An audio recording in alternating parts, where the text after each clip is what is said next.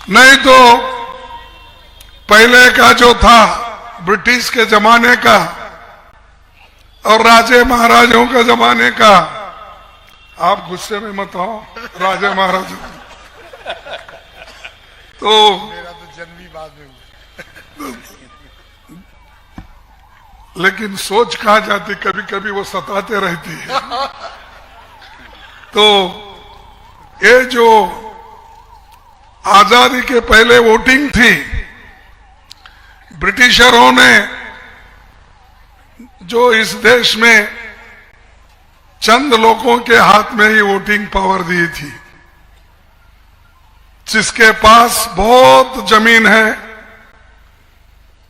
जिसके पास टैक्स देने की शक्ति है, जिसके पास दुकानदारी है, ये सारी चीजें जिसके पास है उसी को वोटिंग पावर था। किसी किसान को नहीं था, किसी महिला को नहीं था। अब दलितों का तो छोड़िए, वो तो सेकंड क्लास सिटीजन, उनको तो कोई पूछता ही नहीं था। तो ऐसी परिस्थिति में इस देश में संविधान बना के छोटे बड़े गरीब महिला सबको समान अधिकार दिया और सबको एक ही वोट, दलितों को, पिछड़ों को, महिलाओं को और गरीब किसानों को, उनको एक ही वोट। और इस देश में जो अमीर लोग हैं, पहले के जो राजा महाराजा भी है, उनको भी एक ही वोट। उसकी कीमत भी उतनी। क्या आपके वोट को कम नहीं था, कम नहीं समझते, और उनके वोट को भारी नहीं समझते। ये सबको समान, सब जाति के लोगों के लिए, हिंदू हो, मुसलमान हो, सिख हो, ईसाई हो, पारसी हो, बुद्धिस्ट हो, कोई भी हो, सबको समान अधिकार, समान हक। और उस वोटिंग को एक ही कीमत, एक ही वैल्यू थी। ये कांग्रेस ने किया और ये पंडित जवाहरलाल नेहरू जी ने किया। बाबा साहब अम्बेडकर ने हमको वहां पर मेहनत करके गरीबों के लिए दिलवाया।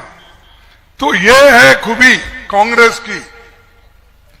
और कांग्रेस के बारे में सबसे ज्यादा गालियां देते हैं बीजेपी वाले। मुझे समझ में ही नहीं आता बीजेपी वाले गालियां क्यों देते। अरे भाई, आपको मालूम होता आजादी की कीमत क्या है। अगर आपके घर में कोई आजादी के लिए लड़कर मरता, तब तुमको मालूम होता था आजादी की कीमत क्या। अगर आपके घर में घर के लोग अगर जेल जाते, जेल में अगर आटा पीसते, पीने को अगर पानी भी नहीं मिलता तो फेंक देते थे मुंह पे।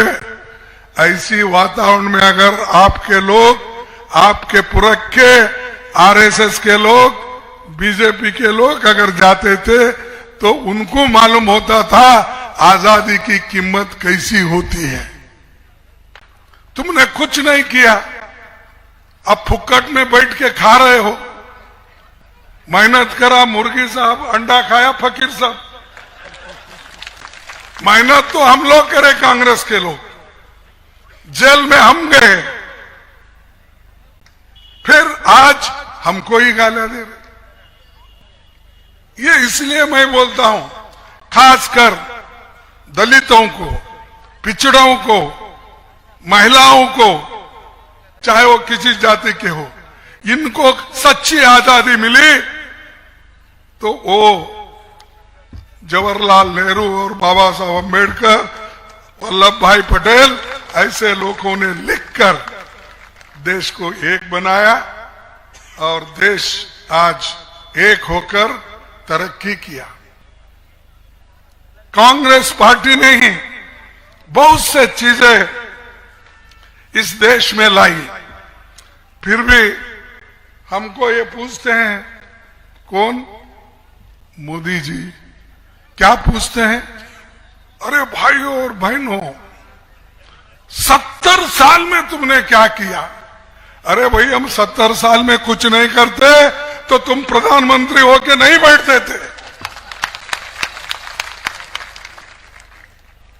तुमको प्रधानमंत्री और शाह को होम मिनिस्टर जो बने, इस देश के आजादी को लाकर और इस देश में संविधान को रक्षा करके लोकतंत्र को बचाए, इसलिए आप वो कुर्सी पे बैठे। लेकिन आप वो लोकतंत्र को बर्बाद करना चाहते हैं, संविधान को खत्म करके आप अपना ही संविधान लाना चाहते हैं।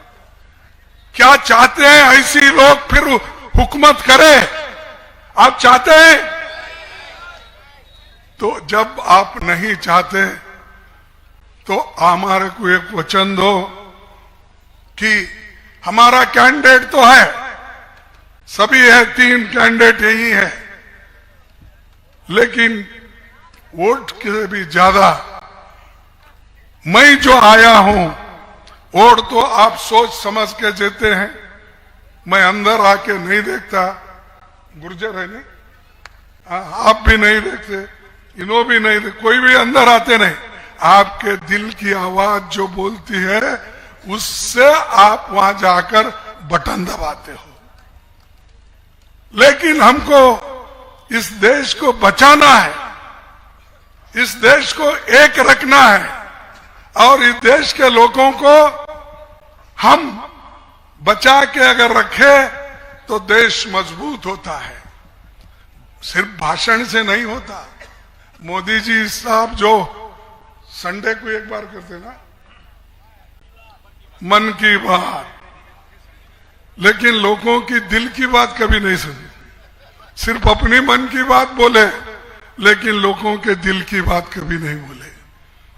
और वो चुप भाषण करना और कहना हमने लाया, गरीबी हमने देखी। अरे बाबा, तुम कहां देखे? तुम तो एक बहुत बड़ा कैंटीन लगा के ठेकेदार बन के बैठे थे। हम तो मजदूर लोग कसपट निकालने का, अपना काम करने का, मजदूरी करने का, ईंट उठाने का, पत्थर काटने का, ये काम असल गरीब ने किया। और तुम जब वोट होना है, मैं गरीब का बेटा हूं, मेरी मां बर्तन मांजती थी। अरे भाई, हम तो रोज बर्तन मांजते हैं यहाँ, तुम तो कभी मांजे होंगे। हमारी महिलाएं, माएं जो गरीबी में है, बच्चों को खाना नहीं खिला सकती, पौष्टिक आहार नहीं मिलता। यहाँ की स्थिति यही है।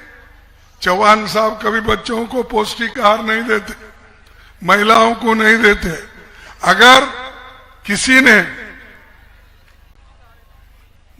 आदिवासी बच्चे पे जाकर उसको नीचे गिरा के अगर उसके मुंह में पेशाब करता है, तो इन्हों जाके बाद में कहते हैं मेरे से गलती हो गई, उठो, उसके पैर धोते हैं। पैर धोने से कुछ होने वाला नहीं, उसकी गरीबी को हटाओ, उसको खाना दो, पेट को खाना दो, सर पे छत दो, शरीर पे कपड़े दो।